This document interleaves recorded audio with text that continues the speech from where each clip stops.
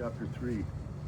Now the serpent was more subtle than the beast of the field, which the Lord God had made, and he said unto the woman, Yea, hath God said, Ye shall not eat of every tree of the garden? And the woman said unto the serpent, We may eat of the fruit of the trees of the garden, but of the fruit of the tree which is in the midst of the garden, God hath said, Ye shall not eat of it, neither shall ye touch it, lest ye die. And the serpent said unto the woman, Ye shall not surely die. For God doth know that in the day ye eat thereof, and your eyes shall be opened, and ye shall be as gods, knowing good and evil. And when the woman saw that the tree was good for food, and that it was pleasant to the eyes, and a tree to be desired to make one wise, she took of the fruit thereof, and did eat, and gave also unto her husband with her, and he did eat. And the eyes of both of them were opened, and they knew that they were naked, and they sewed fig leaves together, and made themselves aprons. And they heard the voice of the Lord walking in the garden in the cool of the day. And Adam and his wife hid themselves from the presence of the Lord God amongst the trees of the garden. And the Lord God called unto Adam and said unto him, Where art thou?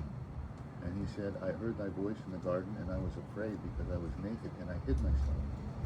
And he said, Who told thee that thou wast naked? Hast thou eaten of the tree whereof I commanded thee that thou shouldest not eat? And the man said, The woman whom thou gavest to be with me, she gave me of the tree, and I did eat. And the Lord God said unto the woman, What is this that thou hast done?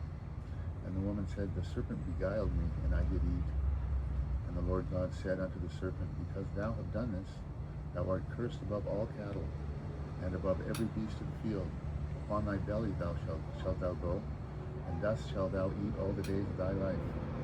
And I will put enmity between thee and the woman, and between thy seed and her seed, and it shall bruise thy head, and thou shalt bruise his heel.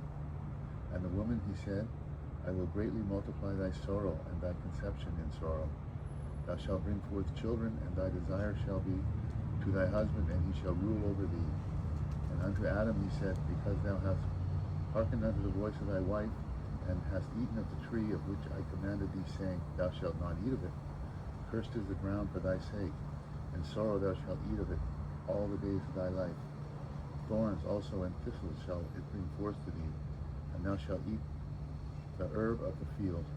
In the sweat of thy face shalt thou eat bread, till thou returnest unto the ground, for out of it wast thou taken. For dust thou art, and unto dust shalt thou return. And Adam called his wife's name Eve, because she was the mother of all living. And Adam also said to his wife, Did the Lord God make coats of skins and clothe them?